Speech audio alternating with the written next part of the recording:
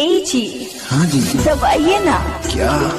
Subscribe के लाल button और साथ में घंटी का बटन भी।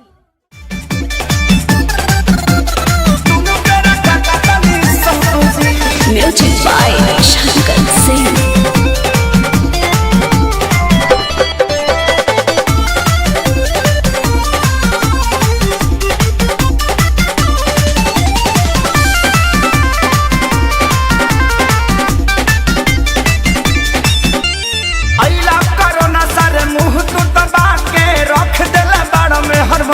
बना के अरे गाना गइबो के कामो करबो। अरे यही ला कोरोना सारे मुंह तू दबा के रख देला बाड़ा में हर मौगा बना के। सका दादा लॉकडाउन खुली अब कब जी? अरे कब जी? अरे कब जी? अरे कबो न जी। हमर मौगी खेलत बिया पबजी, हम तो दुनु बेरा काटतानी सब्जी। हमर मौगी खेलत बिया पबजी, हम तो दुनु देखो हौ लुगा धइल बा आदमी खानी खींच दो ना तो पुलिस के फोन करके कह देब कि हमार भतार 4 दिन से खोखता। अरे ना हो जातनी जातनी। हां ठीक बा जल्दी जा।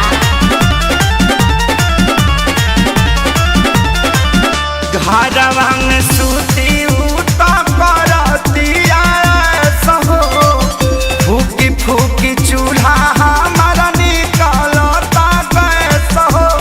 अरे घर में मत छोड़ो प्रदूषण हो जाई। घरवा में सूती उता करतिया सहो, फूकी फूकी चूल्हा हमारा निकलता गैस हो। झाड़ू लगाई फिर पोछा लगाई, अपन दर्द के तना ले बताई। तो बैठ के हुरबा कौन दिन तू देखौला ए रब जी? अरे रब जी, अरे रब जी। हमर मौगी खेलत बिया पबजी, हम तो दुनु बेरा काटतानी सब्जी। हमर मौगी खेलत बिया पबजी, हम तो दुनु बेरा काटतानी सब्जी। आ सुनो आलू बैंगन काट के मिक्स सब्जी भी बना दी हो।